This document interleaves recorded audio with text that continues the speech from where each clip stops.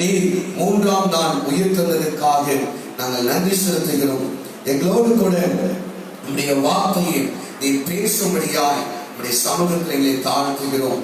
நீர் பேசும், நாங்கள் கேட்கிறோம்.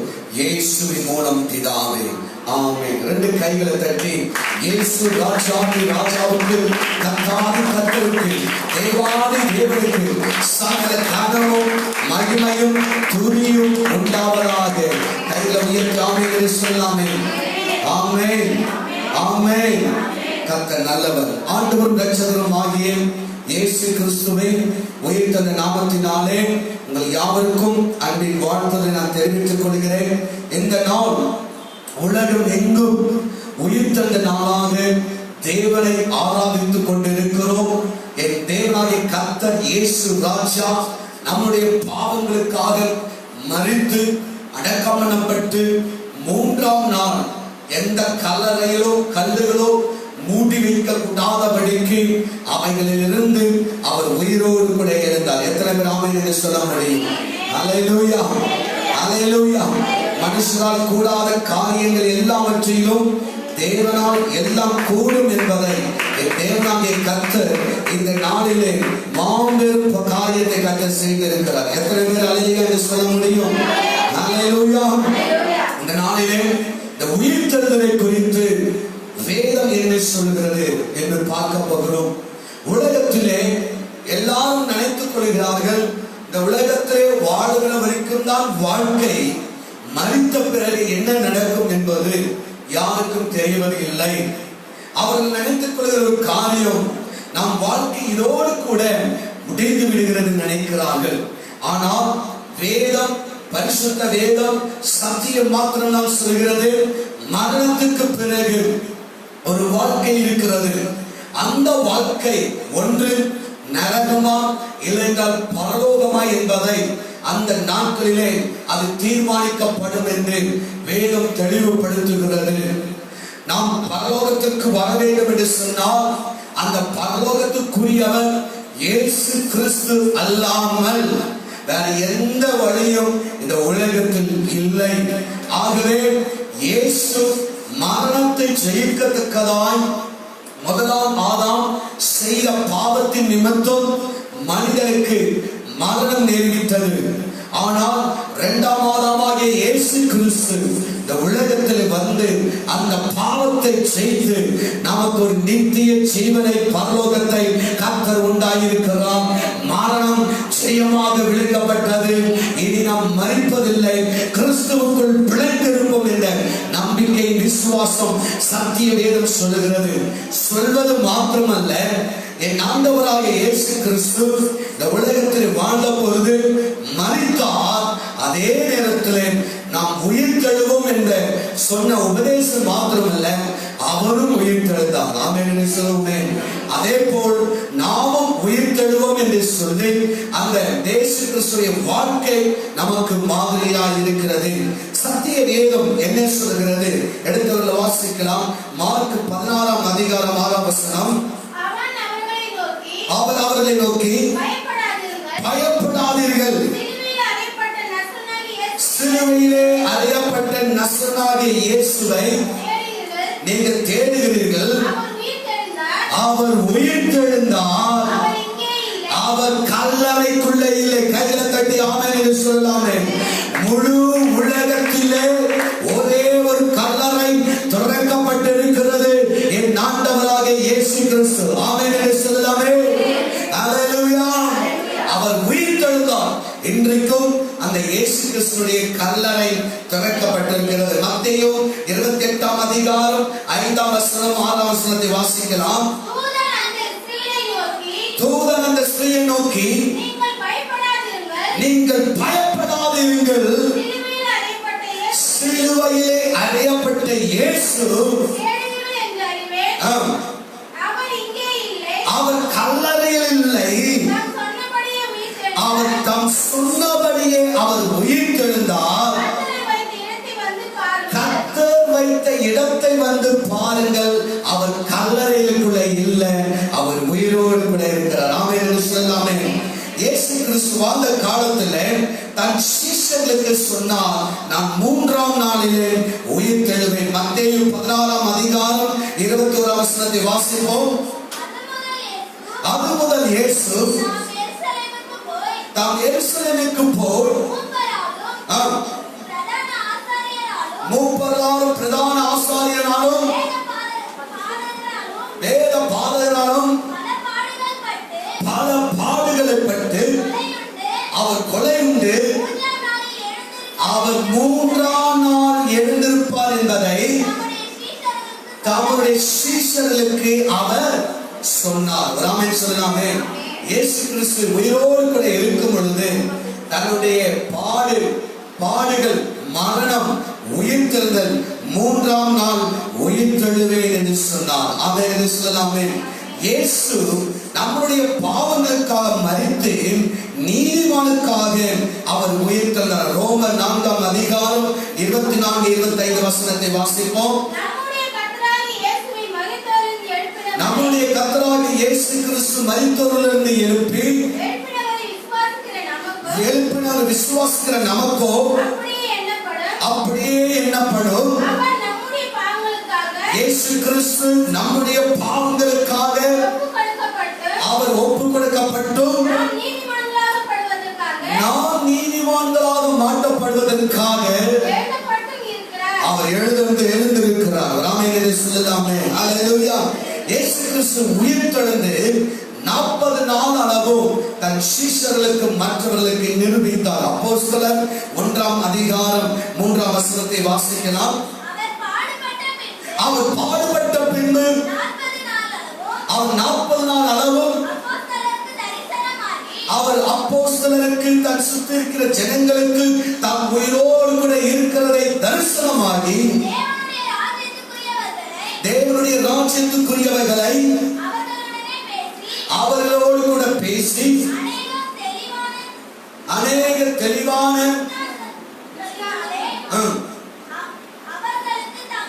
அவர்களுக்கு தன்னை உயிரோடு கூட இருக்கிறதை அவர்களுக்கு என்ன செய்தாராம்? காண்பித்தார். ஆமென் சொல்லுங்களேன்.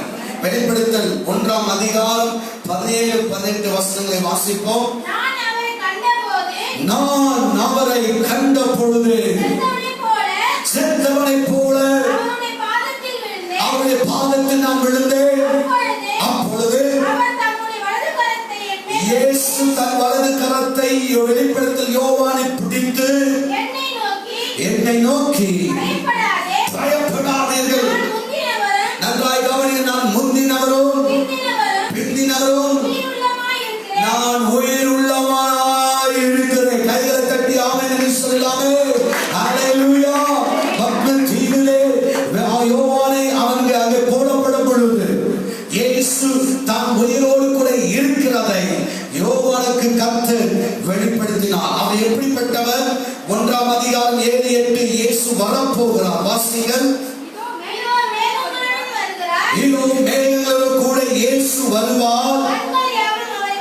கண்கள் பூமியில் இருக்கிற அத்தனை கண்கள் இயேசு மேகங்களில் வரும் பொழுது எல்லா கண்களும் அவரை காணும். அவரை குத்தினவர்களும் அவர்களும் காண்பார்கள்.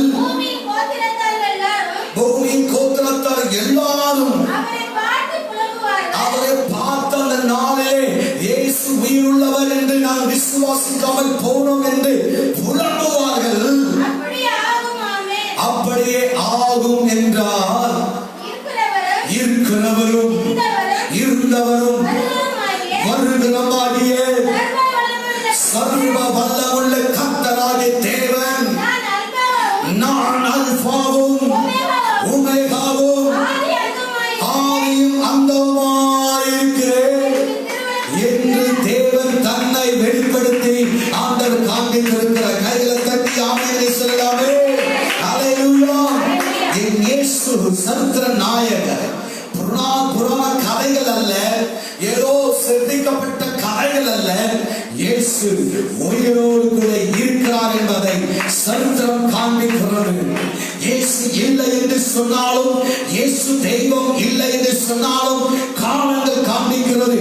கிமு கிபி என்று சொல்லப்பட்டிருக்கிறது. அப்படி என்றால் கிறிஸ்து பிறப்பதற்கு முன், கிறிஸ்து கிறிஸ்து பிறப்பதற்கு பின் என்று சரித்திரமே சாட்சி கொடுக்கிறது. இன்றைக்கு இயேசு வாழ்ந்த இடம் உண்டு, இயேசு மரித்த இடம் உண்டு, இயேசு வைக்கப்பட்டிருக்கிற கல்லறை உண்டு. அந்த கல்லறை இந்நாள் வரைக்கும் திறக்கப்பட்டு இருக்கிறது. இயேசு கல்லறைக்குள்ளே அல்ல, அவர் உயிருள்ள நாங்கள் ஆராதிக்கிற இந்த இயேசுவை பிரசங்கிக்கிற இந்த இயேசு கிறிஸ்துவே ஆண்டவர், இந்த இயேசுவே சரித்திர நாயகர், இவரே கர்த்தர், இவரை அல்லாமல் வேறொரு ரட்சிப்பு இல்லை. அப்படியானால் இயேசு உயிர்த்தெழுந்தது போல நாமும் ஒரு நாள் உயிர்த்தெழுவோம் என்ற நம்பிக்கை விசுவாசம் தான் கிறிஸ்தவர்கள். எத்தனை பேர் ஆமென் என்று சொல்லுகிறீர்கள்? கையில சேர்த்து கர்த்தரை ஸ்தோத்திரம் பண்ணுவோமா? ஹல்லேலூயா, ஹல்லேலூயா. நமக்கு இந்த வாழ்க்கையோடு கூட முடியவில்லை, நமக்கு இன்னொரு வாழ்க்கை, நமக்கு நித்திய ஜீவனை கர்த்தர் வைத்திருக்கிறார். ஆமென். இந்த உயிர்த்தெழுதலை குறித்தான சில வெளிப்பாடு வேதம் நமக்கு என்ன சொல்லப்பட்டிருக்கிறதை குறித்து சற்று நாம் தியானிக்க போகிறோம். இந்த உயிர்த்தெழுதல் வெளிப்பாடுகளை குறித்து என்ன சொல்லப்பட்டிருக்கிறது? யோவான் எழுதின சுவிசேஷம் 11ஆம் அதிகாரம் 23-27 வசனங்களை வாசிக்கலாம். இயேசு மரியாதை மார்த்தாளை நோக்கி, இந்த சம்பவம் தெரியும். இயேசு வாழ்ந்த காலத்திலே மார்த்தாள், மரியாள், லாசரு என்ற தேவன் விரும்பின நேசித்த குடும்பம் உண்டு. திடீரென்று லாசரு மருந்து கேதுவான வியாதிப்பட்டு அவன் மரித்து போய்விட்டான். இயேசு பின்னும் 2 நாள் தங்கியிருந்து வந்த பொழுது லாசரு மரித்து 4 நாட்கள் ஆகி நாற்றம் எடுக்கிற சூழ்நிலை இருந்தும் மார்த்தாள் ஓடி வந்து ஆண்டவரை பார்த்து சொல்கிறார், நீ இங்கே இருந்திருந்தால் என் சகோதரன் என்ன செய்திருக்க மாட்டான், மரித்திருக்க மாட்டான் என்று சொல்லும் பொழுது இயேசு அவளை நோக்கி என்ன சொல்றார், உன் சகோதரன் என்ன செய்வதில்லை, அவன் உயிர்த்தெழுவான், மரிக்கலை என்று சொல்றார். ஆமென் சொல்லலாமே. வாசியம் தொடர்ந்து. அதற்கு மார்த்தாள், அது உயிர்த்தெழுதல் பாருங்க, அந்த வெளிப்பாடு அந்த நாட்களிலே உயிர்த்தெழுதலை குறித்து இயேசு போதித்திருக்கிறார். ஆமென். கிறிஸ்துவத்தை பின்பற்றுவதற்கு பணத்திற்கோ தேவைக்கோ பொருளாதாரத்துக்கு மாத்திரம் இயேசுவை பின்பற்றுகிற கூட்டம் அல்ல. நான் மரித்தாலும் ஒரு நாள் நான் உயிரோடு கூட அந்த இயேசுக்குள்ளே உயிர்த்தெழுதலுக்கு பங்குள்ளவர்களாக இருக்கிறோம். ஆமென். பரலோகத்துக்கு வர வேண்டும் என்றால் இயேசுதான் வழி. நீ பரலோகத்தை அடையணும் என்று சொன்னால் இயேசுவை தான் நீ ஏற்றுக்கொள்ள வேண்டும். அவரை தவிர எந்த தெய்வமோ எந்த காரியமோ மோட்சத்துக்கு போகிறதுக்கு வழி இல்லவே இல்லை. ஆமென். இயேசு ஒரு மதம் அல்ல, ஒரு சாதி அல்ல. நம்மை பாவத்திலிருந்து விடுதலையாக்கி அந்த உயிர்த்தெழுதலுக்குள்ளே நம் நித்திய ஜீவன் பெறுவதற்கு அவரே நமக்கு ஒரு வழியாக இருந்தார். 2 கைகள் தட்டி ராஜாதி ராஜாவுக்கு தேவாதி தேவனுக்கு சகல கனவும் மகிமையும் துதியும் உமக்கே உண்டாவதாக. ஆமென். ஹல்லேலூயா என்று சொல்லலாமே. உயிர்த்தெழுதலை நீர் என்ன செய்வீர், எழுந்திருப்பீர் என்று சொல்லப்பட்டிருக்கிறது. அதே யோவான் 11ஆம் அதிகாரம் 40-45 பார்க்கும் பொழுது இயேசு என்ன சொல்கிறார், நீ விசுவாசித்தால் தேவனுடைய மகிமை காண்பாய் என்று சொல்லி லாசரு கல்லறையிலே வைக்கப்பட்டிருந்த அந்த இடத்திற்கு போய் லாசருவே வெளியே வா என்று சொன்ன பொழுது மரித்தவன் உயிரோடு கூட எழுந்தார். ஆமென். நன்றாய் கவனிங்க. இது ஒரு வெளிப்பாடை கர்த்தர் காண்பிக்கிறார். ஒரு நாள் ஆண்டவராகிய இயேசு கிறிஸ்து எப்படி லாசருவிடத்தில் போய் வெளியே வா என்று சொன்னாரோ, இயேசு சீக்கிரம் வரப்போகிறார். அவருடைய வருகையிலே நாம் பாதாளத்துல அந்த மரணத்துல கல்லறையிலிருந்து மரித்தவர்கள், கிறிஸ்தவர்கள் மரித்தவர்கள் ஒரு நாள் இயேசுவை எதிர்கொண்டு வருவார்கள். ஆமென் என்று சொல்லலாமே. ஹல்லேலூயா. வேதத்திலே பழைய ஏற்பாட்டு காலத்திலே இந்த மரித்தவர்கள் எழுந்திருப்பார்கள் குறித்து தீர்க்க தரிசனமாய் சொல்லப்பட்டிருக்கிறது. முதலாவது ஏசாயா தீர்க்க தரிசன புஸ்தகம் 26ஆம் அதிகாரம் 19ஆம் வசனத்தை வாசிப்போம். மரித்தவர்கள் உம்முடையவர்கள் அவர்கள் எழுந்திருப்பார்கள் போல் ஏசாயா தீர்க்க தரிசன புஸ்தகத்திலே சொல்லப்பட்டிருக்கிறது. மரித்தவர் உம்முடையவர்கள் ஒரு நாள் என்ன செய்வார்கள், எழுந்திருப்பார்கள். இயேசு கிறிஸ்து பிறப்பதற்கு முன்னே பல ஆயிரம் நூற்றாண்டுகளுக்கு முன்பாக இந்த தீர்க்கதரிசனம் உரைக்கப்பட்டது. இரண்டாவது தானியேல் எழுதின புஸ்தகம் 12ஆம் அதிகாரம் 2ஆம் வசனத்தை வாசிக்க கேட்போம். பூமியின் தூளிலே நித்திரை பண்ணுகிறவர்களாகிய அநேகரில் சிலர் நித்திய ஜீவனுக்கு பூமியில இருக்கிற அநேகரில் சிலரை, இயேசுக்குள் இருக்கிறவர்களை நித்திரை பண்ணுகிறவர்கள் ஒரு நாள் எழுந்திருப்பார்கள். பழைய பாட்டு புஸ்தகத்திலே சொல்லப்பட்டிருக்கிறது. மூன்றாவது யோபின் புஸ்தகம் 19ஆம் அதிகாரம் 25 2-27 வாசிக்க கேட்போம். என் மீட்பர் உயிரோடு கூட இருக்கிறார் என்றும் அவர் வருகையின் கடைசி நாட்களிலே அவர் பூமியின் மேல் வந்து நிற்பார் என்றதும் நான் அறிந்திருக்கிறேன். இந்த தோல் எல்லாவற்றையும் அழுகி போன பின்பும் நான் என் மாம்சத்தில் இருந்து தேவனை பார்ப்பேன். போதும், ஆமென் என்று சொல்லலாமே. அப்ப யோபுக்கு பாருங்க, வேதத்திலே முதல் புஸ்தகம் யோபின் புஸ்தகம் தான் வர வேண்டும். அப்ப யோபுக்கு பாருங்க, பல ஆயிரம் முன்பாகவே இந்த வெளிப்பாடு, என்ன வெளிப்பாடு? என் மீட்பர் உயிரோடு கூட இருக்கிறார். நல்ல கரங்களை தட்டி என் மீட்பருக்கு நல்ல கைகளை ஆமென் சொல்லலாம். அவர் சொன்னாரு, தோல் முதலிலிருந்து எல்லாம் அழுகி போனாலும் என் மாம்சத்திலே, என் கண்களிலே அவரை நான் காண்பேன். ஆமென் சொல்லலாமே. உயிர்த்தெழுதல் இரண்டு வகைப்படும். அந்த உயிர்த்தெழுதல் ரெண்டு வகைப்படும். முதலாவது மேன்மையான முதல் உயிர்த்தெழுதல். இரண்டாவது 1000 வருஷத்துக்கு பிறகு உயிர்த்தெழுதல். இப்படி ரெண்டு வகைப்படப்படுகிறது. முதலாம் உயிர்த்தெழுதல், இரண்டாம் உயிர்த்தெழுதல். முதலாம் உயிர்த்தெழுதல் எபிரேயர் 11ஆம் அதிகாரம் 35 அந்த வசனத்தை குறிப்பிட்டிருக்கிறது. மேன்மையான அது உயிர்த்தெழுதல் என்று சொல்லி. இரண்டாம் உயிர்த்தெழுதல் வெளிப்படுத்தல 20ஆம் அதிகாரம் 12-13 சொல்லப்பட்டிருக்கிறது. முதல் உயிர்த்தெழுதல் எப்பொழுது நடக்கும் என்றால் 1000 வருஷ அரசாட்சிக்கு முன்பாக இது நடக்கும். வெளிப்படுத்தல 20ஆம் அதிகாரம் 4-5 வசனத்திலே நீங்கள் பார்க்கும்போது முதலாம் உயிர்த்தெழுதல் வந்து 1000 இயேசு கிறிஸ்துவினுடைய 1000 வருஷாட்சிக்கு முன்பாக நடைபெறும். இரண்டாம் உயிர்த்தெழுதல் எப்பொழுது நடைபெறும்? வெளிப்படுத்தல் 20:11-15 வசனத்தை பார்க்கும் பொழுது 1000 வருஷ அரசாட்சிக்கு பின்பு நடைபெறும் என்று நாம் பார்க்கிறோம். அப்படியானால் இந்த உயிர்த்தெழுதலுடைய வரிசையாக எப்படி நடக்கும்? அடுத்தது எழுதிக் கொள்ளுங்கள், குறித்துக் கொள்ளுங்கள். உயிர்த்தெழுதல் 7 வரிசையாக நடைபெறும். முதலாம் உயிர்த்தெழுதல் நான் சொன்னேன், இயேசு கிறிஸ்துவினுடைய 1000 வருஷ அரசாட்சிக்கு முன்பாக நடக்கும். அந்த 7 உயிர்த்தெழுதல் இரண்டாக பிரிக்கலாம். முதல் உயிர்த்தெழுதல் 5 வரிசையில் உண்டு. இரண்டாம் உயிர்த்தெழுதல் 2 வகைப்படுகிறது. இப்பொழுது முதலாவது உயிர்த்தெழுதல் இயேசு கிறிஸ்துவினுடைய 1000 அரசாட்சிகளுக்கு முன்பாக அந்த 5 வரிசைகள் நடைபெறும். முதலாவது உயிர்த்தெழுதல் என்ன?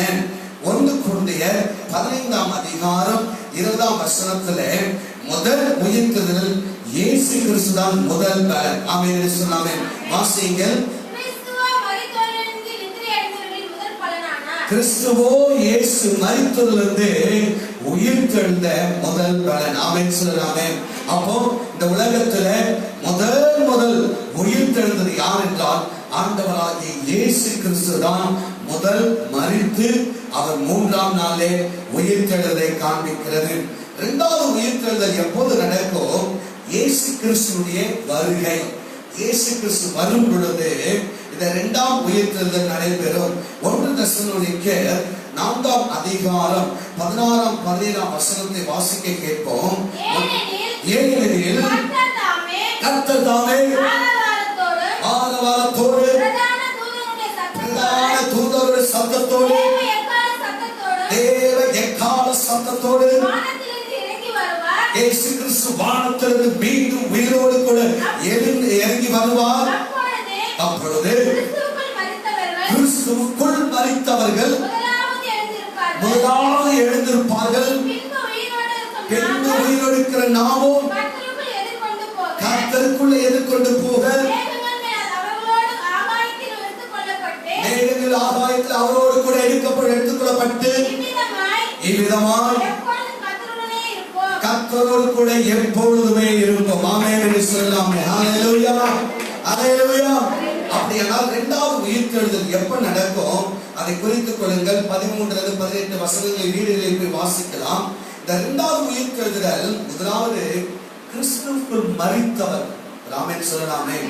இப்போ நமக்கு முன்பாக கிறிஸ்துவுக்குள்ள மரித்து அடக்கம் பண்ணப்பட்டிருக்கும் பாருங்க. அவங்க கிறிஸ்துவுக்குள்ளே மரித்திருந்தால் இயேசு கிறிஸ்து வரும் பொழுது முதலாவது அவங்க உயிர்த்தெழுவார். அல்லேலூயா என்று சொல்லலாமே. ஒருவேளை நம்முடைய சொந்தம் பந்தம் உறவினர்கள் நம்மை விட்டு மரித்து போயிருக்கலாம். ஒரு நாள் இயேசு கிறிஸ்து வரும் பொழுது அவங்க உயிரோடு கூட எழுந்திருப்பார்கள். நாம் முகமுகமாய் பார்க்க போகிறோம். அந்த விசுவாசம் தான் நம்மை தேற்றுகிறது. ஆமென் என்று சொல்லலாமே. அதை பார்க்கும் பொழுது இரண்டாவது வருஷம் நீங்க அதை பார்க்கும்போது கிறிஸ்துவுக்குள் வாழ்கிற நாம் மறுரூபமாக்கப்படுவோம். அல்லேலூயா. இயேசு வரும்போது மரித்தாத நாம் இருப்போமானால் நாம் இமைப்பொழுது என்ன செய்வோம்? மறுரூபமாக்கப்பட்டு, இந்த மாம்சம் அல்ல, அது மகிமையின் சரீரம் என்று சொல்லப்பட்டிருக்கிறது. அந்த மகிமை சரீரத்திலே மாற்றப்படுவோம். முதலாவது கிறிஸ்துவுக்குள் மரித்தவர்கள் அவங்க உயிர்த்தெழுந்து எடுத்துக் கொள்ளப்படுவார்கள். அந்த வரிசையில் நீங்கள் பார்க்கும்போது கிறிஸ்துவுக்குள் வாழுகிற நாம் உயிரோடு நாம் மறுரூபமாக்கப்படுவோம். மூன்றாவது கிறிஸ்துவின் சபையாக மணவாட்டியின் சபையில் எடுத்துக் கொள்ளப்படும். இயேசு கிறிஸ்து வருகையிலே இந்த மூன்று காரியம் நடக்கும். என்ன நடக்கும்? இயேசு வரும் பொழுது மரித்தவர்கள், கிறிஸ்துவுக்குள் மரித்தவர்கள் அவங்க உயிரோடு கூட எழுந்திருப்பார்கள். இரண்டாவது கிறிஸ்துவுக்காய் வாழுகிறவர்கள் மறுரூபமாக்கப்பட்டு எடுத்துக் கொள்வார்கள்.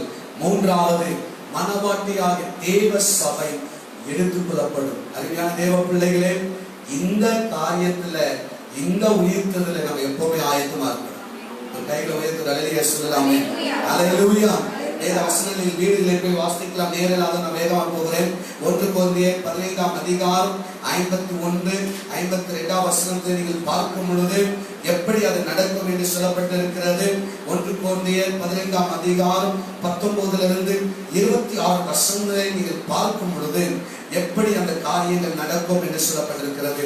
முதலாவது உயிர்த்தெழுதல் வரிசையிலே முதலாவது இயேசு கிறிஸ்து முதல் உயிர்த்தெழுதல் பங்குள்ளவர் பார்த்தோம். இரண்டாவது எப்பொழுது இந்த உயிர்த்தெழுதல் வரிசையை பார்க்கும் பொழுது கிறிஸ்துவுக்குள் மரித்தவர்கள் வாழுகிறவர்கள் தேவ சபை அவர் எடுத்துக் கொள்ளப்படுகிற உயிர்த்தெழுதல் வரிசையிலே கடந்து செல்லும். மூன்றாவது இந்த எடுத்துக் கொள்ளப்பட்ட பிறகு வெளிப்படுத்தல் 7 9-17 உபத்திரவ காலத்திலே இரத்த சாட்சியாக அவர்கள் மரிக்கிறவர்கள் உயிர்த்தெழுவார்கள். ஆமென். இயேசு கிறிஸ்து வரும் பொழுது நாம் ஆயத்தப்படவில்லை என்றால் கைவிடப்படுவோம். கைவிடப்பட்ட பிறகு கண்கள் யாவும் அதை கண்டு, ஐயோ, இந்த இயேசுவை நாங்கள் மறுதலித்து விட்டோம், இந்த இயேசுவை நாங்கள் ஆராதிக்காமல் விட்டுவிட்டோம், இந்த இயேசுடைய வருகையை அசட்டை பண்ணி ஆயத்தம் இல்லாமல் போய்விட்டோம் என்று இயேசு வருவது எல்லாரும் பார்ப்பார்கள். யார் எடுத்துக் கொள்ளப்படுவார்கள்? ஆயத்தமாயிருக்கிறவர்கள் எடுத்துக் கொள்ளப்படுவார்கள். ஆயத்தம் இல்லாமல் கைவிடப்படும் பொழுது அழுது புலம்பி அவர்கள் ஒரு சிலர்கள் இயேசுக்காய் வாழ்வார்கள். அந்த காலம்தான் உபத்திரவ காலம். அந்த காலம்தான் அந்தி கிறிஸ்துவின் காலம். அந்த காலம்தான் மிருகத்தின் காலம். அந்த காலம்தான் 666 காலம். அந்த காலம்தான் சபை நடத்தக்கூடாது, ஜெபித்தால் ஆராதித்தால் சபை நடத்தினால் கொலை செய்வோம் என்று சொல்லி உபத்திரவ காலத்திலே போவோம். அதை ஒரு சிலர் இந்த முத்திரை போட்டுவிட்டால் நயவனுடைய வருகையை விட்டுவிடுவோம் என்று சொல்லி செத்தாலும் ஆண்டவருக்காய் சாவோம் என்று சொல்லும் பொழுது அநேகரை கொலை செய்வார்கள். அவர்கள் அந்த இரத்த சாட்சி அவர்கள் உயிர்த்தெழுதல். ராமன் என்று சொல்லலாமே. அல்லேலூயா. இந்த உபத்திரத்து காலத்துல, மகா உபத்திரத்து காலத்துல நீங்க நானும் ஒருவரும் போகக்கூடாது. அதற்கு முன்பாகவே இன்றைக்கு உங்க வாழ்க்கை ஒப்பு கொடுக்கணும். அல்லேலூயா சொல்லலாமே. அதுக்கு தான் செவிங்கன்னு சொல்றோம், வேதத்தை வாசிங்கன்னு சொல்றோம், சபைக்கு வாங்க என்று சொல்கிறோம், ஆயத்த படைகள் என்று சொல்கிறோம், ஊழியங்கள் செய்யுங்கள் என்று சொல்கிறோம். எல்லாரோடு ஐக்கியமா இருக்க வேண்டும், தேவனுடைய சித்தத்தை அறிந்து செயல்பட வேண்டும் என்பது நோக்கம். என்ன? இயேசுடைய வருகையில் எடுத்துக் கொள்ளப்படணும். இல்லை என்று சொன்னால் இந்த மகா உபத்திர காலத்திலே சிக்கிக் கொள்வோம் என்றால் அவர்கள் கொலை செய்யப்பட்டு அவர்களுடைய உயிர்த்தெழுதலாக இருக்கும். ஆமென். நான்காவது உயிர்த்தெழுதல் என்ன என்று சொன்னால் மரணம் காணாமல் இருக்கிற ஏனோக்கு, எலியா, இந்த 2 பேரும் பூமியில வந்து அவர்கள் ஊழியம் செய்து அவர்கள் மரித்து அவருடைய உயிர்த்தெழுதல் நடக்கும். வெளிப்படுத்தினல் 11 3ஆம் வசனத்திலிருந்து 14ஆம் வசனத்திலே சொல்லப்பட்டிருக்கிறது. அவர்களுடைய ஊழியம் வெளிப்படுத்தல் 11ஆம் அதிகாரம் 3லிருந்து 6 வசனத்திலே பார்க்கலாம். அவருடைய மரணம் வெளிப்படுத்தல் 7ஆம் அதிகாரம் 10ஆம் வசனம் வரைக்கும் அவருடைய மரணத்தை குறித்து சொல்லப்பட்டிருக்கிறது. 3வது 11ஆம் அதிகாரம் 11ஆம் வசனத்தில் 14லே அவர்கள் உயிர்த்தெழுவார்கள் என்று 4வது வரிசையினுடைய உயிர்த்தெழுதலை நாம் பார்க்கிறோம். 5வது உயிர்த்தெழுதல் வெளிப்படுத்தல் 11ஆம் அதிகாரம் 11லிருந்து 19 நீங்கள் பார்க்கும் பொழுது 7ஆம் எக்கால சத்தம் ஊதப்படும் பொழுது பழைய ஏற்பாட்டுடைய பரிசுத்தவான்களும் புதிய ஏற்பாட்டின் பழைய ஏற்பாட்டுடைய பொதுவான இரத்த சாட்சி தேவனுக்கென்று இரத்த சாட்சியாக மரித்தவர்கள் அவர்களுடைய உயிர்த்தெழுதல் உண்டாகும். இந்த 5 வரிசைகள் ஆண்டவராகிய இயேசு கிறிஸ்துவினுடைய 1000 வருஷ அரசாட்சிக்கு முன்பாக இந்த 5 வரிசைகள் நடைபெறும். அதுக்கு பிறகு 2 வரிசை எப்ப நடக்கும்னா இயேசு கிறிஸ்துவினுடைய 1000 வருஷ அரசாட்சி அது ஜட்ஜ்மென்ட் டே நியாயத்தீர்ப்பின் நாளிலே 2 காரியம் நடக்கும். ஒன்று வெள்ளாட்டு செம்மறியாடு என்று சொல்லி வலது பக்கம் இடது பக்கம் என்று சொல்லி இவர்கள் 2 பேரும் வெவ்வேறாக பிரித்து அந்த நாளிலே இது நடக்கும். மத்தேயு 25ஆம் அதிகாரம் 31லிருந்து 40 பார்க்கும் பொழுது தேவன் செம்மறியாடு வலது பக்கத்தில் இருக்கிற நீதிமான்களை கர்த்தர் பிரிப்பார். 7வது பார்க்கும் பொழுது மத்தேயு 25 41லிருந்து 46 வெள்ளாடு இடது பக்கத்தில் இருக்கிற துன்மார்க்கனை பிரித்து ஆண்டவர் சொல்லுவார், நீதிமான்களை உங்களுக்கு ஆயத்தப்படுத்தின பரலோகத்துக்கு கடந்து செல்லுங்கள். இடது பக்கத்தில் இருக்கிறவர்களை கண்டு துன்மார்க்கனை உங்களுக்கு ஆயத்தமா இருக்கிற நரகத்திற்கு நீங்கள் செல்லுங்கள் என்று சொல்லி இந்த வரிசையிலே 2 நடக்கும். இந்த 7 வரிசைகளை குறித்து இந்த உயிர்த்தெழுதல் சொல்லப்பட்டிருக்கிறது. அருமையான தேவ பிள்ளைகளே, இந்த உயிர்த்தெழுதல் நம்பிக்கை நமக்கு இருக்கணும். இயேசு எனக்கு சுகம் கொடுத்தாலும் கொடுக்காவிட்டாலும் எனக்கு அந்த உயிர்த்தெழுதலில் பங்கு வேண்டும். இயேசு என்னை ஆசீர்வதித்தாலும் ஆசீர்வதிக்காமல் போனாலும் இந்த இயேசுவை பணத்திற்காகவோ தேவைக்காகவோ இல்லை என்னுடைய சுயத்திற்காக இயேசுவை நான் ஏற்றுக்கொள்ளவில்லை. இந்த இயேசுவை நான் ஏற்றுக்கொள்வதற்கு நோக்கம் என்ன என்றால், நான் மரித்தால் நான் அதற்கு பிறகு அவரோடு கூட வாழ நித்திய ஜீவனை அடைய. கையில உயர்த்தி நாம் சொல்லுவோம், ஆண்டவரே இந்த முதலாம் உயிர்த்தெழுதல் ரகசிய வருகை 2ஆம் வருகையிலே ஆயத்தமாய் இருந்து நாங்கள் எடுத்துக்கொள்ளப்படும்படியாக எங்களை நாங்கள் தருகிறோம். ஆமென் சொல்லாமே. ஹல்லேலூயா. நம்ம உயிர்த்தெழுதல்ல 7 வரிசைகளை நாம் பார்த்தோம். இந்த உயிர்த்தெழுதல்ல நம்ம பங்கு பெற வேண்டும் என்றால் நாம் எப்படி இருக்க வேண்டும்? அடுத்து நம்ம வாசிக்கலாம், குறித்துக் கொள்ளுங்கள். இந்த உயிர்த்தெழுதல்ல நாம் பங்கு பெறுவதற்கு, நான் எடுத்துக்கொள்வதற்கு நாம் எப்படி இருக்க வேண்டும் என்று சொல்லி பார்க்க போகிறோம். குறித்துக் கொள்ளுங்கள். உயிர்த்தெழுதல்லே நாம் பங்கு பெறுவதற்கு நாம் செய்ய வேண்டிய காரியம் ஒரு 12 காரியத்தை நான் வேகமாய் சொல்லி நான் போகிறேன். முதலாவது, ரட்சிக்கப்பட்ட அனுபவம் இருக்க வேண்டும். ரோமர் 10ஆம் அதிகாரம் 9ஆம் வசனம் நமக்கு தேவை. ரட்சிக்கப்படாமல் இந்த உயிர்த்தெழுதலுக்குள்ளே பங்கடைய முடியாது. 2வது, பாவ மன்னிப்பின் நிச்சயம் நமக்கு இருக்க வேண்டும். மத்தேயு 9ஆம் அதிகாரம் 6ஆம் வசனம், இயேசுதான் நம் பாவத்தை மன்னிக்கிறவர், அவர் ரத்தம் தான் நம்மை சுத்திகரிக்கிறது. அந்த நிச்சயம், அந்த விடுதலை பெற்றிருக்க வேண்டும். 3வது, ஞானஸ்தானம், மனம் திரும்பிய ஞானஸ்தானம் எடுக்க வேண்டும். மத்தேயு 3ஆம் அதிகாரம் 11ஆம் வசனத்திலே சொல்லப்பட்டிருக்கிறது. 4வது, பரிசுத்த ஆவியின் அபிஷேகத்தை, அந்நிய பாஷை, நவமான பாஷையை நாம் பெற்றிருக்க வேண்டும். அப்போஸ்தலர் 1ஆம் அதிகாரம் 8ஆம் வசனத்திலே சொல்லப்பட்டிருக்கிறது. 5வது, ஆவிக்குரிய சத்தியத்தை ஜெபத்திலே போதித்து, சத்தியத்தை ஆவியானவர் நமக்கு போதிக்கிறதை காதுலர் கேட்க கடவன். பாவத்தை குறித்து நீதியை குறித்து கண்டித்து ஆண்டவருடைய சத்தத்தை கேட்கிற தேவ சபையிலே நாம் சேர்க்கப்பட வேண்டும், ஐக்கியப்பட வேண்டும். அப்போஸ்தலர் 2ஆம் அதிகாரம் 47ஆம் வசனத்திலே ரட்சிக்கப்படுகிறவர்கள் அனுதினமும் சபையிலே சேர்க்கப்படுவார் என்று சொல்லி. 6வது, நாம் சேர்க்கப்பட்ட நாம் கனி நிறைந்த ஒரு வாழ்க்கை இருக்க வேண்டும். மத்தேயு 3ஆம் அதிகாரம் 8ஆம் வசனத்திலே சொல்லப்பட்டிருக்கிறது. நம்முடைய கனி நன்றாக நல்ல கனியாக இருக்க வேண்டும். ஏழாவது, நாம் தேவ பந்தியிலே, கர்த்தருடைய பந்தியிலே நாம் சேர வேண்டும்.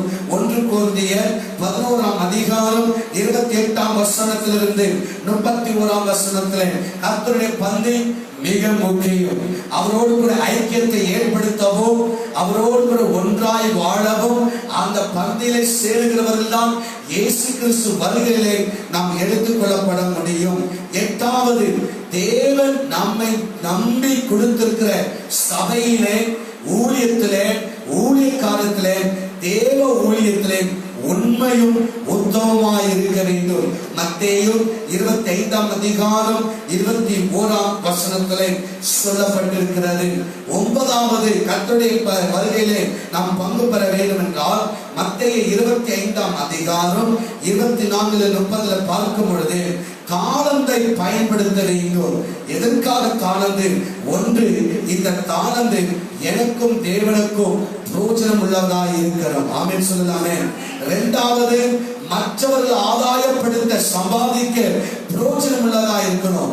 3வது, என் ஆத்துமாவை நான் ஆதாயப்படுத்த பிரயோஜனமாய் இருக்க வேண்டும். கர்த்தர் கொடுத்த தாளந்து ஒன்று, என்னுடைய பக்தி விருத்திகளை அறிய, நான் என்னை ஆயத்தப்படுத்துவதற்கு, நான் செபிப்பதற்கு, நான் பரிசுத்தமாய் வாழ்வதற்கு, அவர் வருகைக்கு நான் பலப்படுவதற்கு, ஆயத்தப்படுவதற்கு தாளந்துகளை கொடுத்திருக்கிறார். 2வது தாளந்து எதற்காக பயன்படுத்த வேண்டும்? மற்றவர்களை, ஆத்துமாக்களை சம்பாதிக்க, தேவனுடைய அன்பை அறிந்து கொள்வதற்கு பயன்படுத்தணும். 3வது, தேவநாமம் மகிமைப்பட, தேவனுக்கும் நமக்கும் நல்ல ஒரு ஐக்கியத்தை ஏற்படுத்த கர்த்தர் கொடுத்த தாளந்துகளை பயன்படுத்த வேண்டும். 10வது, ஆவிக்குரிய வாழ்க்கை வாழ வேண்டும். ஆதியாகமம் 5ஆம் அதிகாரம் 22, 23, 24 ஏனோக்கை குறித்து சொல்லப்பட்டிருக்கிறது. ஏனோக்கு 365 நாட்கள் அவன் வாழ்ந்தாலும் அவன் 300 வருஷம் தேவனோடு கூட சஞ்சரித்திருந்தான். நாமே என்ன சொல்லலாமே, தேவ பிள்ளைகளாகிய நாம் தேவனோடு கூட சஞ்சரிப்பதற்கு, தேவனிடத்தில் செபிக்க, ஆராதிக்க, வேத வசனத்தை வாசிக்க, தேவனோடு பரிசுத்தமாய் வாழ, தேவ சித்தத்தை நிறைவேற்றுவதற்கு நாம் ஆயத்தமாய் தேவனோடு கூட இருக்க வேண்டும். 11வது, தன்னை ஆயத்தப்படுத்தி பிறர்களை ஆயத்தப்படுத்தணும். எசேக்கியேல் 38ஆம் அதிகாரம் 17, உன்னை ஆயத்தப்படுத்தி பிறரை ஆயத்தப்பட்டு. 11ஆம் வசனங்கள் பார்க்கும் பொழுது ஆதியாகமம் 7:1 நோவாயை பார்க்கும் பொழுது தன்னை அவன் ஆயத்தப்படுத்தினான் அறிவிலிருந்து. 12வது, பிறர்களை ஆயத்தப்படுத்துங்கள். பேதுரு அப்போஸ்தலர் 2:41 அவனுடைய பிரசங்கத்திலே அவன் 3000 பேர் ஏறக்குறைய ஞானஸ்நானங்கள் எடுத்தாள். ஆமென். அல்லேலூயா சொல்லாமே. கர்த்தருடைய நாமம் மகிமைப்படுவதாக. இந்த 12 காரியங்கள் நம்முடைய வாழ்க்கையிலே இருக்கும் பொழுது கர்த்தருடைய வருகையிலே எடுத்துக்கொள்ளப்படுவோம். வேகமாக நான் வசனத்தை சொல்லவில்லை, நான் வேகமாக குறிப்புகளை மாத்திரம் நான் சொல்றேன். வசனத்தை மீண்டும் எழுதிக் கொள்ளுங்கள். இந்த உயிர்த்தெழுதுக்குள்ளே நாம் எடுத்துக்கொள்ளப்பட வேண்டும், பங்குள்ளவர்களாக இருக்கணும். 1வது, ரோமர் 10:9 ரட்சிக்கப்படுதல். 2வது, மத்தேயு 9:6 பாவம் மன்னிப்பின் நிச்சயப்பட்ட வாழ்க்கை. 3வது, மத்தேயு 3:11 ஞானஸ்தானம், மனம் திரும்பின ஞானஸ்தானம், அப்படிப்பட்ட ஒரு வாழ்க்கை இருக்கிறது. 4வது, அப்போஸ்தலர் 1:8 பரிசுத்த ஆவியின் அபிஷேகத்தை நாம் பெற்றுக்கொள்ள வேண்டும். 5வது, அப்போஸ்தலர் 2:47 தேவ சபையிலே, ஆவிக்குரிய சபையிலே சேர்க்கப்பட்டு நாட்டப்பட வேண்டும். 6வது, மத்தேயு 3:8 நல்ல கனி கொடுக்கிற ஒரு வாழ்க்கை நாம் வாழ வேண்டும்.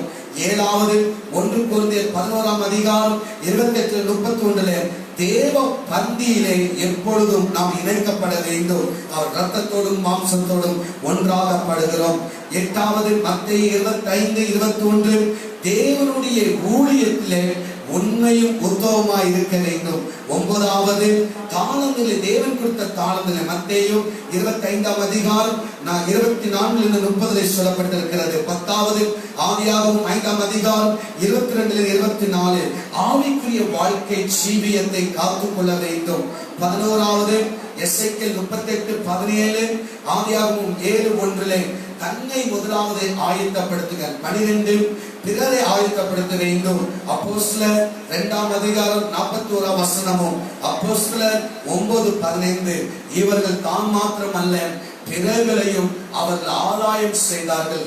இவர்கள் தான் தேவனுடைய உயிர்த்தெழுதல்ல பங்குள்ளவர்களாய் இருக்க போகிறோம். கைகளை உயர்த்து ஹல்லேலூயா சொல்லலாமே. ஹல்லேலூயா.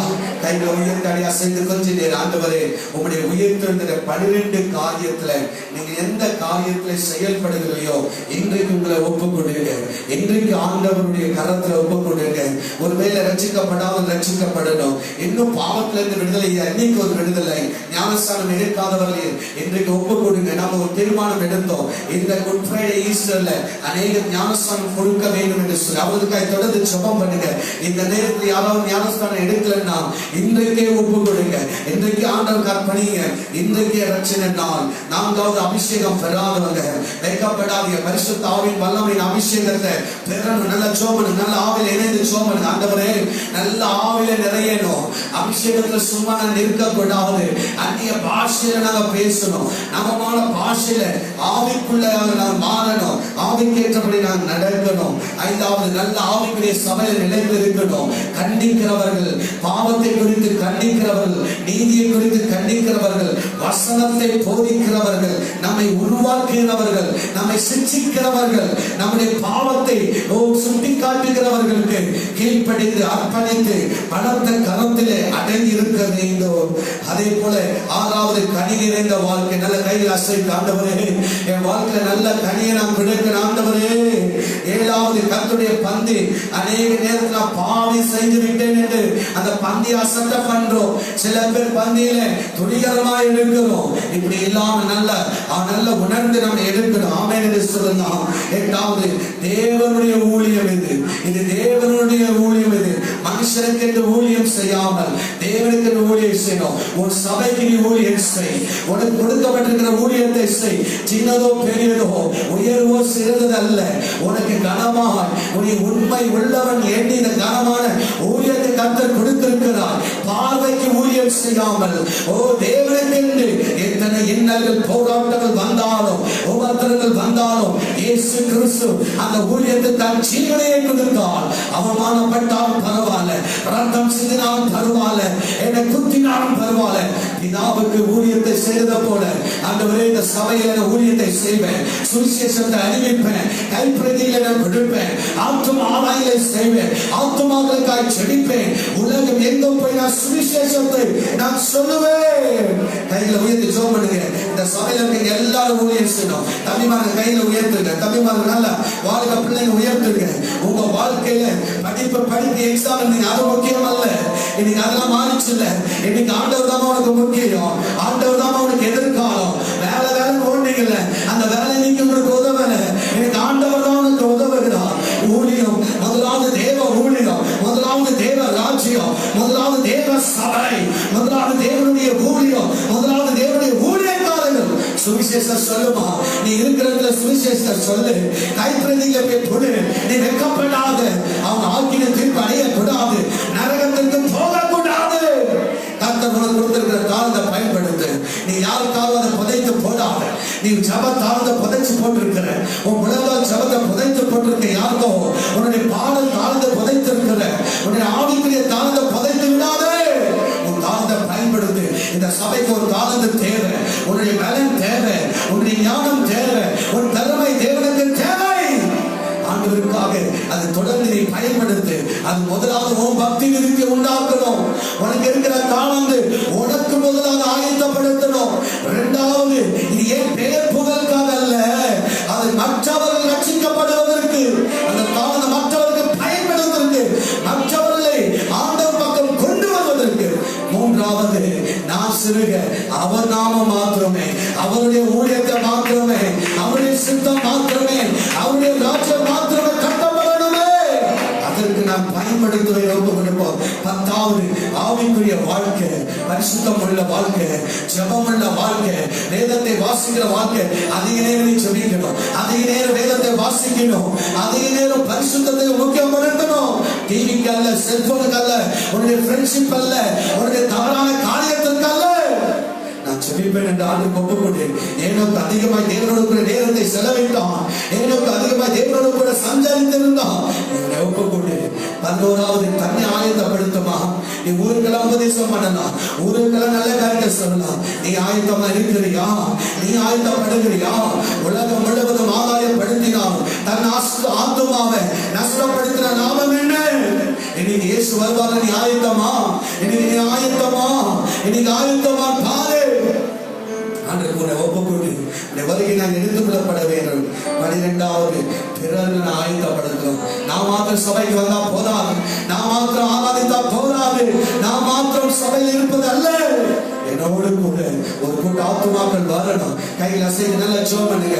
கர்த்தர் உங்களோடு கூட பேசி இருக்கிறார், கர்த்தர் உங்களோடு கூட உணர்ந்து இருக்கிறார். இன்னைக்கு உன் வாழ்க்கை மாறணும். இந்த உயிர்த்தெழுதல் உன் வாழ்க்கையில் உயிர்த்தெழுதலை கொண்டு வர வேண்டும். ஓ ராபா ஷாதா ராபா ராபா மரித்தோரை உயிர் பெற செய்கிற தேவனாக. ஓ ரிபாலாதினா மாலாதி கேலாபா. உன் ஜெப வாழ்க்கை மரித்து போய் விட்டாதா? உன் ஆவிக்குரிய வாழ்க்கை மரித்து விட்டாதா? உன்னுடைய ஊழியம் மரித்து விட்டாதா? உன் காலங்கள் மரித்து விட்டாதா? உலர்ந்த எலும்புகள் மேல் அசைவாடுகிற தேவன் இன்றைக்கு உயிர்த்தெழுந்த தேவன் உன் மேல் அசைவாடுகிறார், சபையில் அசைவாடுகிறார். ஒழுங்கினமாய் இந்த பூமியின் மேலே ஆவியானவர் அசைவாடும் பொழுது ஒழுங்கினமானது ஒழுங்காய் மாறினது. மரியாள் மேல் ஆவியானவர் அசைவாடும் பொழுது ஒரு இயேசு கிறிஸ்து வெளிப்பட்டார். இன்றைக்கு அந்த ஆவியானவர் சபையின் மேல் அசைவாடுகிறார். இந்த அசைவாடுகிறார், இது உன் மேல் அசைவாடுகிறார். ஒரு வெளிப்பாடு பிறக்க போகிறது. அந்த மரியாளுக்கு இயேசு பிறந்தார். இன்றைக்கு உனக்கு ஒரு வெளிப்பாடு பிறக்க போகிறது, ஒரு தரிசனம் பிறக்க போகிறது, ஒரு சொப்பனங்கள் பிறக்க போகிறது. இன்றைக்கு ஒரு புதிய மனுஷனாய் மாறப் போகிறார். இன்றைக்கு வந்திருக்கிற நீ பாவ வாழ்க்கைக்கு சென்று, பழைய சுபாவத்துக்கு சென்று, பழைய மனிதனுக்கு சென்று ஒரு புதிய மனுஷனாய் மாறணும். உன்னுடைய பெருமைகளை எடுத்து வெளியே போடு, உனக்குள்ள இருக்க சுயத்தை எடுத்து வெளியே போடு, உனக்குள்ள இருக்க பாவ மனுஷனை எடுத்து வெளியே போடு, உனக்குள்ள இருக்க ஜென்ம மனுஷனை எடுத்து வெளியே போட்டு உணர்வுள்ள ஒரு ஆவியோடு ஒரு புதிய மனிதனாய் மாற மறுரூபமாக்கப்பட வேண்டும். என்னை மறுரூபமாக்குங்க ஆண்டவரே, என்னை மறுரூபமாக்குங்க ஆண்டவரே. இந்த உயிர்த்தெழுந்த ஆராதனையில என் ஆவிக்குரிய வாழ்க்கை உயிர் பெறணும், உயிர் பெறணும். கர்த்தர் பெரியவர். ஆமென். அது கடைசியாக நான் பிறரை ஆயத்தப்படுத்தணும். நீ நான் கடைசியா நீ ஆண்டவர் சமூகத்தில் நீ நல்லா வாழ்ந்துட்டு நீ ஆண்டவருடைய சமூகத்துக்கு போன வெளியே போனா ஆண்டவருடைய கேள்வி கேட்பார், ஆண்டவருடைய கேள்வி கேட்பார். உனக்காக மரித்தேனே, எனக்காக என்ன செய்தாய்? இன்னைக்கு யோசித்துப்பா. எத்தனை ஆண்டுகளை கர்த்தர் கொடுத்திருக்கிறார், எவ்வளவு பணங்களை கொடுத்திருக்கிறார், எவ்வளவு தேவையை கர்த்தர் கொடுத்திருக்கிறார், எத்தனை துணிமணிகளை கொடுத்திருக்கிறார், எத்தனை பொருளாதாரத்தை கர்த்தர் கொடுத்திருக்கிறார். ஆனால் ஆண்டவருக்கு என்ன செய்ய போகிறேன்? ஆண்டவருக்கு என்ன செய்ய போகிறேன்? ஆண்டவருக்கு செய்ய வேண்டிய ஒரே ஒன்று என்ன தெரியுமா? ஆத்தும ஆதாயமா. உன்னை நம்பிக்கிறது ஒரே ஒரு காரியம் என்ன தெரியுமா? ஆத்தும ஆதாயம். ஒரு ஆத்தும மனம் திரும்பினா பரலோகமே சந்தோஷப்படுதாமா, பரலோகம் சந்தோஷப்படுதா. உன்னை நம்பி இருக்கிறாருமா. உன் பக்கத்துல வீட்டுல இருக்கிற, உன் தெருக்களில் இருக்கிற, உன் சமுதாயத்துல நீ படிக்கிற இடத்துல வேலை செய்கிற அந்த ஆத்மாக்கு உத்தரவு நீதான். அந்த ஆத்மா பழி ஆண்டு கேட்பாருமா, அந்த ஆத்மா உன்னை கேட்பாரு. நீ சுகமாய் வாழ்வதற்காக அல்ல, அவரோட நல்ல ஒரு ஃப்ரெண்ட்ஷிப்பை வச்சு போறதுக்காக அல்ல. அந்த ஆத்மாவுடைய ரத்தப்பழி உன் மேல கேட்பார். அவங்க ரட்சிப்புகளை கொண்டு வருவது உன் கையில தான் இருக்கிறது. அந்த ரட்சிப்புக்கு சத்தியத்தை சொல்வது உன் கையில தான் இருக்கிறது. பாஸ்டர் வந்து நீ செய்கிற வேலைகளை சொல்ல முடியாது, நீ படிக்கிற இடத்துல சொல்ல முடியாது, உன்னதான் ஆயத்தப்படுத்த முடியும். நீ இருக்கிற இடத்துல உலகத்துக்கு வெளிச்சமாய் மாறணும், பூமிக்கு உப்பாகி மாறணும்.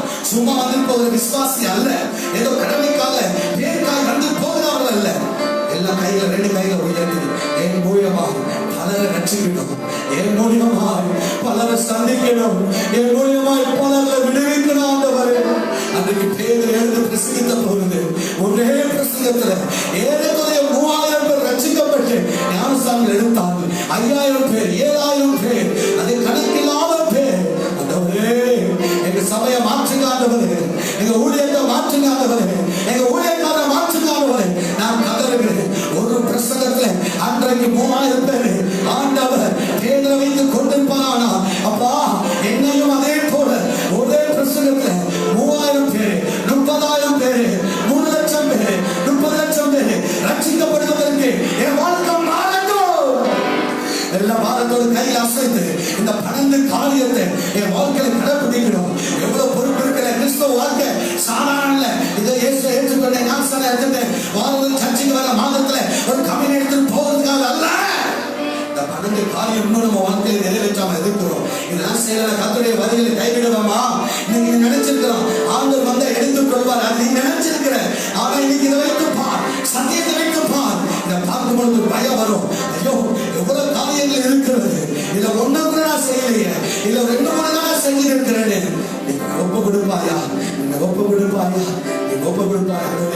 12 காரியமும் செய்ய எங்களுக்கு கலந்தாங்க. எத்தனை பேராமே என்று சொல்றீங்க? இந்த 12 காரியத்தை நம்ம செய்யும் பொழுது உயிர்களுடைய ஆசீர்வாதம் என்ன தெரியுமா? ஆண்டவருடைய ஆசீர்வதிப்பதற்கு மத்தேயு 28ஆம் அதிகாரத்துல 2:3 கல் தடையாக இருந்தது, அந்த கல்லை கர்த்தர் புரட்டி போட்டார். ஆமென். இன்றைக்கு வெளியே வரக்கூடாதபடிக்கு பாவக்கல், சாபக்கல், இருள்கல் உன்னை அடக்கி குகைக்குள்ளே மரணத்துக்குள்ள வைத்திருக்கிற இயேசுவின் நாமத்தில் நான் சொல்லுகிறேன், இன்றைக்கு இந்த உயிர்த்தெழுந்த வல்லமை இல்லை. ஆண்டவருடைய உயிர்ப்பித்து உன்னை வெளியே கர்த்தர் கொண்டு வர போகிறார். ஹல்லேலூயா.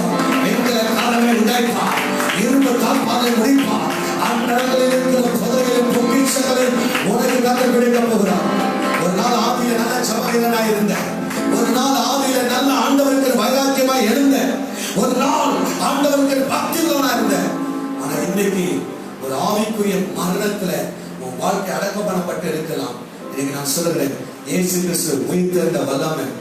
இயேசு வெளியே வரக்கூடாது, உயிர்த்தெழுந்து வரக்கூடாதுன்னு அவங்க பெரிய ஒரு கல்லை வைத்து முத்திரையை போட்டாங்க. அவர் உயிர்த்தெழுதல அந்த கல்லு புரண்டு ஓடுது.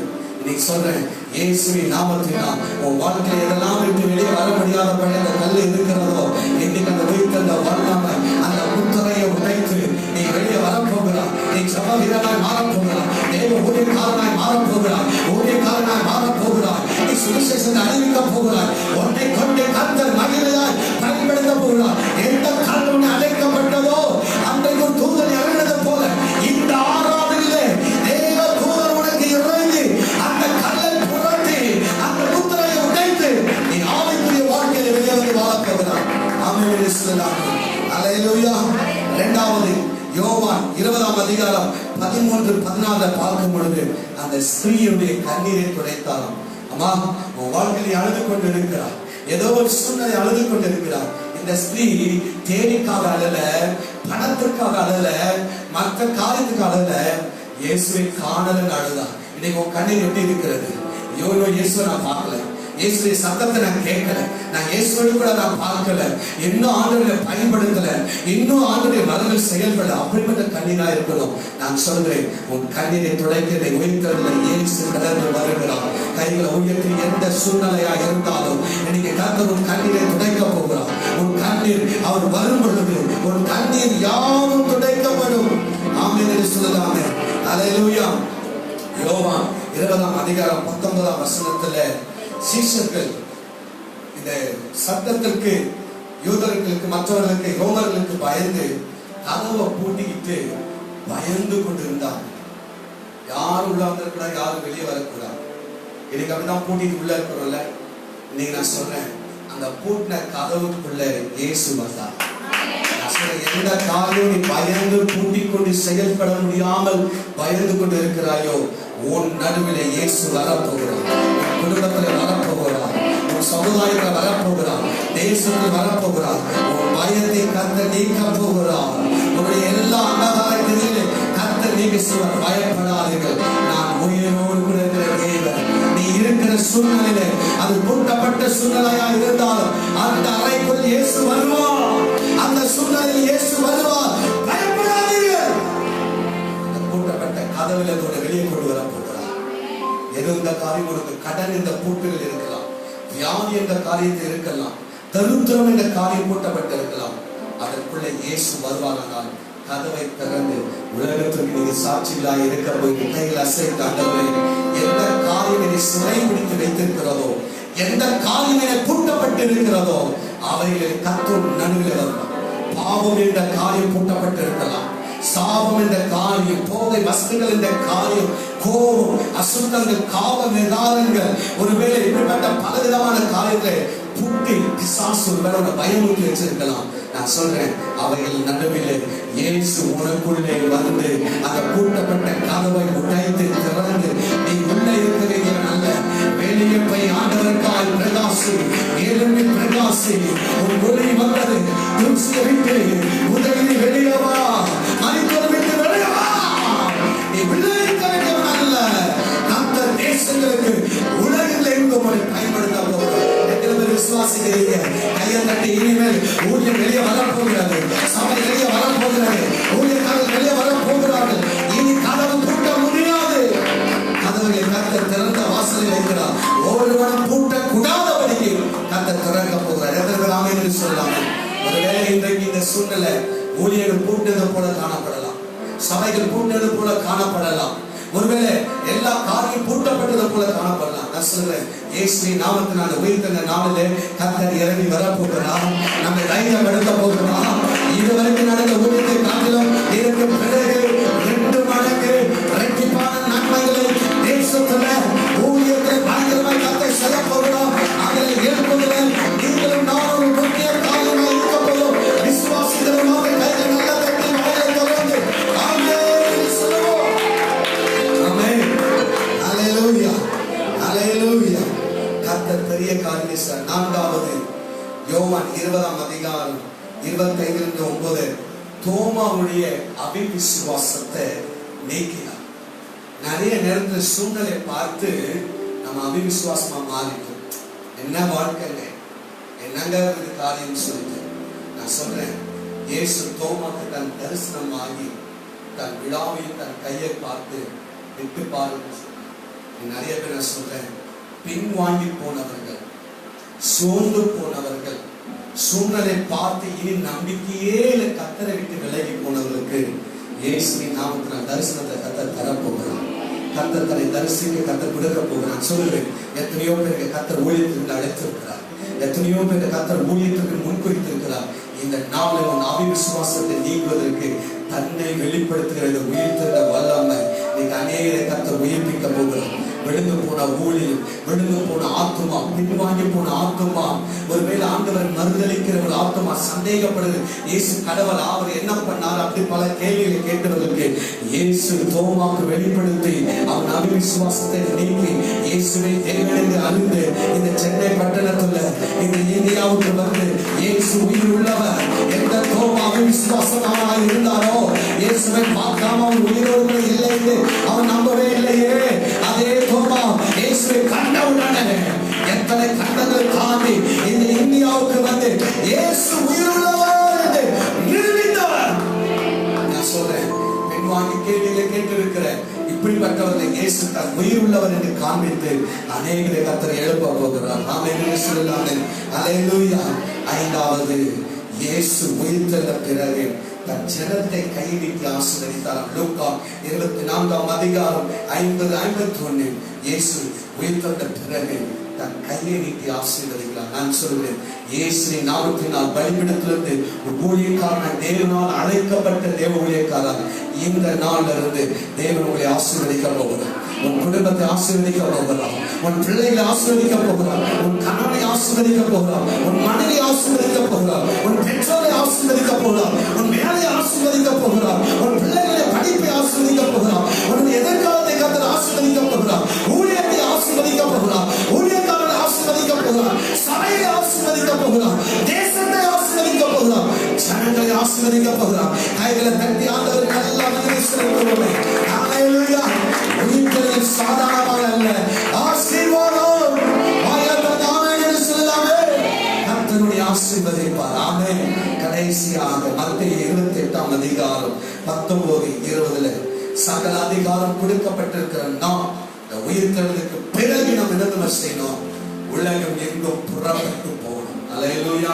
பக்கத்துல பார்த்து சொல்லுங்க, நீ உலகம் எங்கும் புறப்பட்டு போகணும். ஆமென். நீ உலகத்துக்கு போன பக்கத்தில் இருக்கிற தெருவுக்காக, ஊருக்காக, கிராமத்திற்காக, பட்டணத்துக்காக போகணும். ஆமென். புறப்பட்டு போய் சகல ஜாதிகள், ஜாதிகள்னா இந்த ஜாதி அல்ல, அது தேசங்களை தான் ஜாதிகள் சொல்லப்பட்டிருக்கு. சகல தேசங்களுக்கு போய் பிதா குமாரன் பரிசுத்த ஆவி நாமத்தினால. ஆமென். அல்லேலூயா. இந்த சட்டனா மாறின பிறகு எத்தனை பேர் 10 பேர் ஜெபம் பண்ணிட்டு இருக்கிறீங்க? எத்தனை பேர் ஜெபம் பண்ணிட்டு இருக்கிறீங்க? ஒரு ஆத்மாவோட ரட்சிப்புக்குள்ள ஞானஸ்நானம் கொண்டு ஏறிட்டு இருக்கீங்கல்ல, அந்த ஆத்மா போட்டு வரப்போகுது. ஆமென். நமக்கு இன்னைக்கு மாத்திரம் குட் ஃப்ரைடே, ஈஸ்டர் இல்ல, ஒவ்வொரு நாளும் நமக்கு குட் ஃப்ரைடே தான், ஒவ்வொரு நாளும் நமக்கு ஈஸ்டர் தான், ஒவ்வொரு நாளும் கிறிஸ்துமஸ் தான், ஒவ்வொரு நாளும் புது வருஷம் தான், ஒவ்வொரு நாளும் ஆசீர்வதிக்கப்படுது. கையில தட்டுவோங்க. அல்லேலூயா. பிறகு 1ஆம் தேதி நமக்கு என்ன இருக்கு? ஈஸ்டர் ஆராதனை. ஆமென். ஒவ்வொரு ஞாயிற்றுக்கிழமையும் ஈஸ்டர் ஆராதனை உங்களுக்கு தெரியுமா? ஞாயிற்றுக்கிழமை ஏன் தெரியுமா? கர்த்தர் உயிர்த்தெழுந்த நாள் தான். அந்த நாள்ல தான் எல்லா இடத்திலும் ஆராதனை வச்சிருக்கோம். சொல்லலாமே அல்லேலூயா. அப்ப நம்ம எல்லா நாளும் ஈஸ்டர் தான். ஐயோ ஈஸ்டர் போயிடுச்சு நினைக்காதீங்க. ஒவ்வொரு நாட்டுக்கும் ஈஸ்டர். அப்படின்னா உங்களுக்கு கண்டிப்பா அந்த ஆத்மாவை நீங்கள் கொண்டு வரணும். நீங்கள் அப்படி செய்யும்போது ஆண்டு சொல்றாரு, உலகம் முடியும் பறிந்தும் சகல நாட்களும் நான் உன்னோடு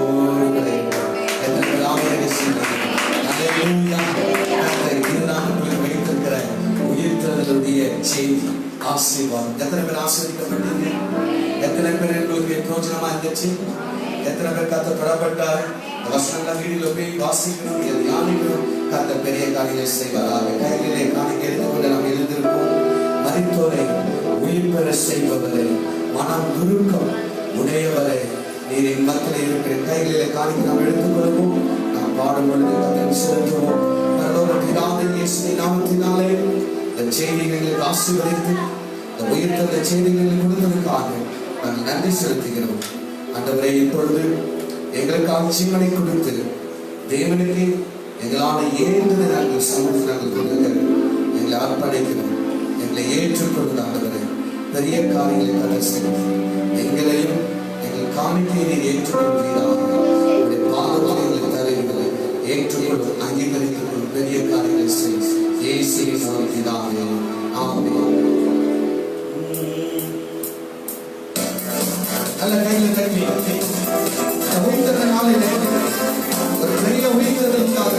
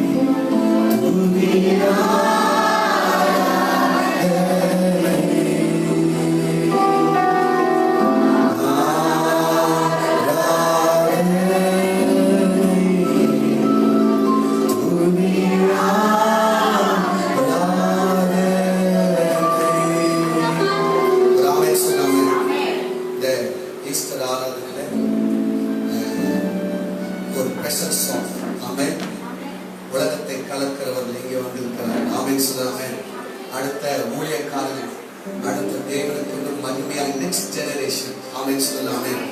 ஆமென். கர்த்தர் இந்த நாளில் அவர்களோட விசேஷ பாடலை பாடுவார்கள். கர்த்தர் கேட்டு நம்ம நாளில் கைகத்தடி கர்த்தரை ஸ்தோத்திரம் பண்ண போறோம்.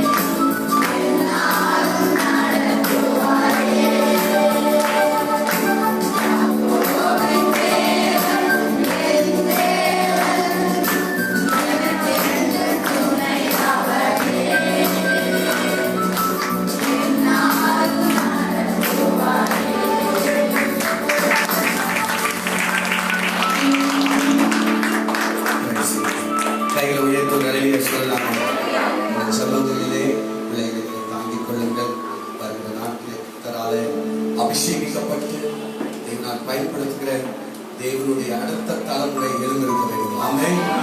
அல்லேலூயா. மோசேயை போல பவுலை போல ஆண்டவருக்கு சரித்திரத்தை படைக்கிற பிள்ளைகளை கர்த்தர் மாற்றுவார். கையில உயர்த்தி ஆண்டவர் நல்ல மகிமை செலுத்தும். கையில உயர்த்தி ஆண்டவரை உயர்ந்த வல்லமை எல்லா இடங்களிலும் ஆண்டவரே வெளிப்படுவதாக. ஆண்டவரே வந்திருக்கிற ஒவ்வொரு தெய்வீக சுகம், தெய்வீக சமாதானம், தெய்வீக விடுதலை பலவிதமானவர்களுக்கு அவர்கள் செஞ்சோம் பண்ணினோம். கேரளா பிள்ளைக்கு கர்த்தர் நல்ல சுகத்தை கொடுக்கட்டும். சிஸ்டர் வாணி அவர்களுக்கு நல்ல சுகத்தை கர்த்தர் கொடுக்கட்டும். ஆண்டவரே அதே போல இன்னும் பலவிதமாய் இருக்கிறவர்களுக்காக ஆண்டவரே வீரமணிக்காக, ராஜமாக்காக, ஆண்டவரே பிரேமாவதி அவர்களுக்காக, காமாட்சி பாட்டி அவர்களுக்காக, ஆண்டவரே இன்னும் இடத்துல பலவிதமாய் வீடுகளிலே அங்கே இருக்கிறவர்களுக்காக தேசத்துக்காக சொல்லிக்கிறோம். கர்த்தர் பெரிய காரியங்களை கர்த்தர் செய்வீராக, மகிமையான காரியங்களை செய்வீராக. உண்மையை நம்பி நாங்கள் வாழ்கிறோம். ஆண்டவரே கர்த்தர் பெரிய காரியங்களை செய்வோம், மகிமையான காரியங்களை செய்வோம். இந்த செய்தி விடுதலை கொடுக்கட்டும், தீர்க்க தரிசனமாக இருக்கட்டும், ஆசீர்வாதமாக இருக்கட்டும். யோசித்து சிந்தித்து செயல்பட கர்த்தர் கிருபை கொடுக்கும். கையில் உயர்த்தி